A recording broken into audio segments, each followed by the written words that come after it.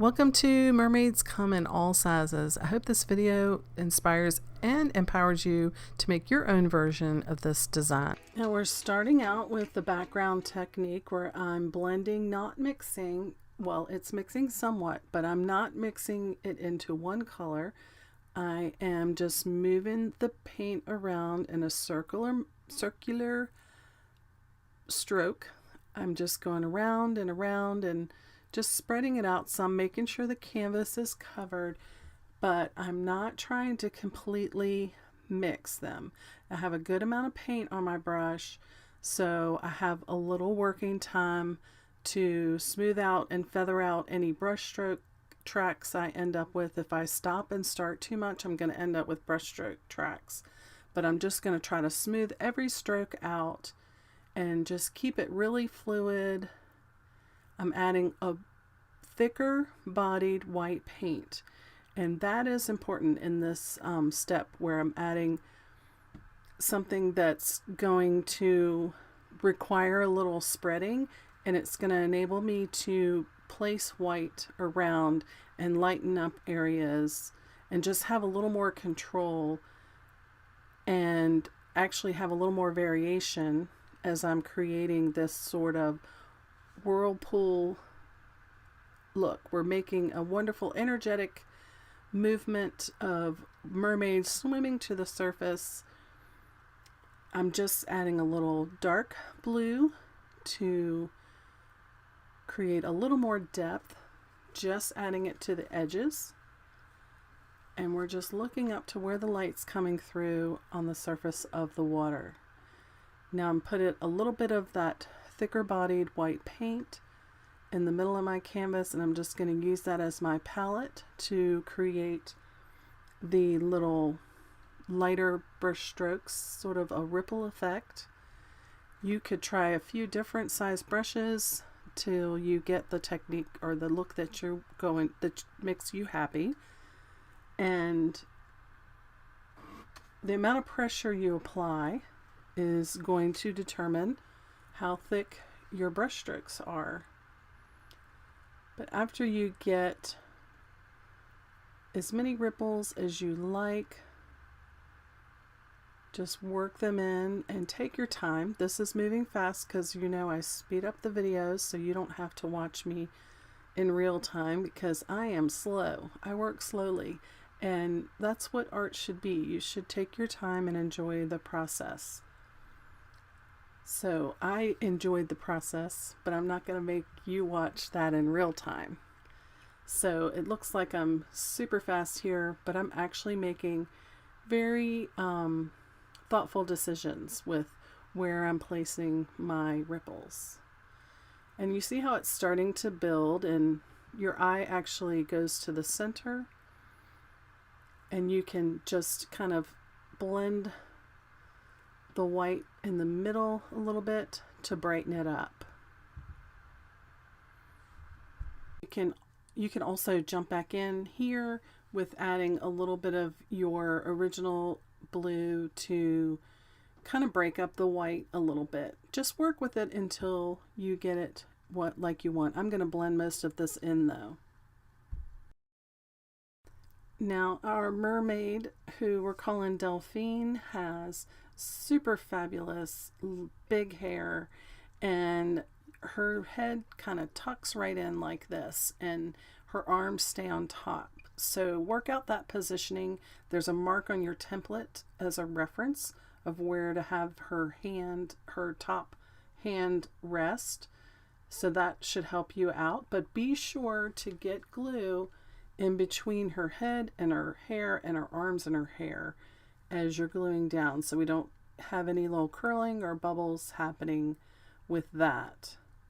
And just the rest of the gluing here for our mermaid ladies, our little trio of mermaids that are swimming and frolicking and having fun, is just the decoupage technique of glue on top, glue on the bottom, glue in between every single layer.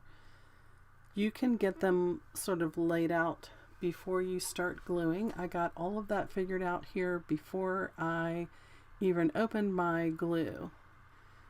You can use any kind of Mod Podge or homemade Mod Podge. We make ours in the studio, and I have a video in the creative community showing how we do that. It's very easy. So you can position her shells however you like. And here I'm working out Coral's hair. Coral has some big wavy hair as well, but I'm going to make sure I get her arm layered over top of that.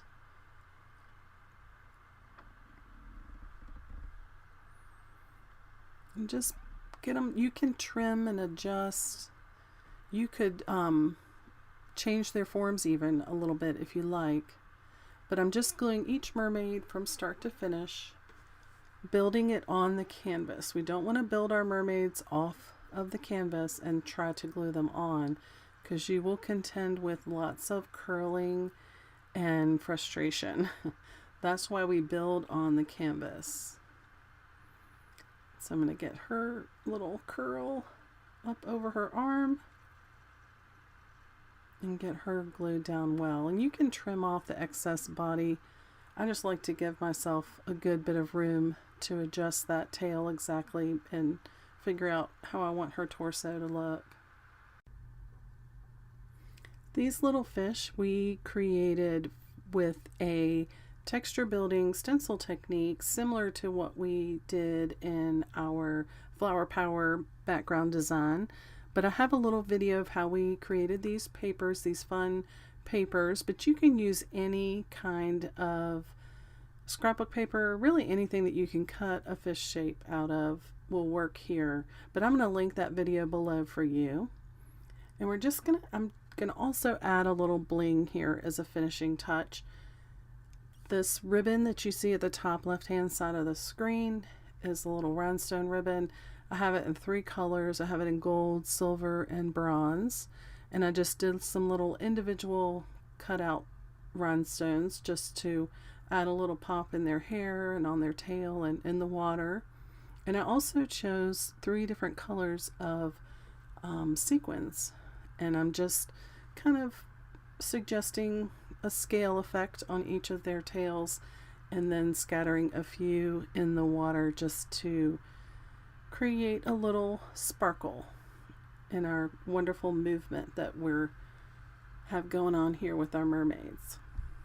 There are all kinds of possibilities here. You could add some fiber elements to their hair, and I'm sure that many of you are more adventurous than I am with color and can just really go to town with your paper choices for your mermaids, and I can't wait to see what they look like.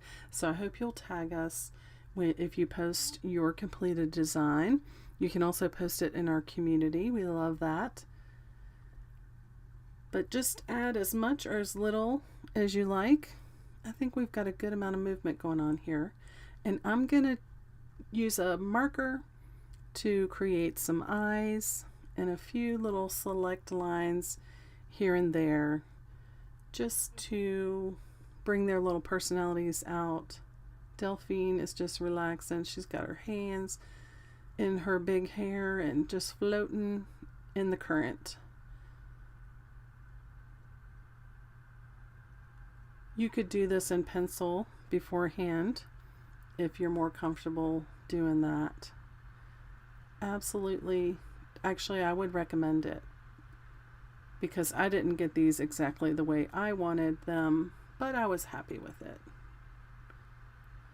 I will always, every design I ever make, there will always be something that I would do differently if I were to do it over again. So we do not get to achieve perfection. It's all about the process and what we learn each time we do it, and just the therapy of engaging in the process. This is why we do what we do. I have a little metallic luster Deco Art paste that I love. You can see my can is very well used, my little tub. I need to order some more of that. But I'm just adding a few little spots of sparkle with this. It's kind of a pearl. I think it's called pearl. And I'm just adding a little more shimmer, another little layer of shimmer. And again, this looks really fast and random, but I am making some careful design decisions here. This is sped up for your convenience. But I hope you have loved this mixed media mermaid design. Mermaids do come in all sizes, and I hope you will create one and share it with us in the community. And I thank you for watching, and I look forward to seeing you in the next design.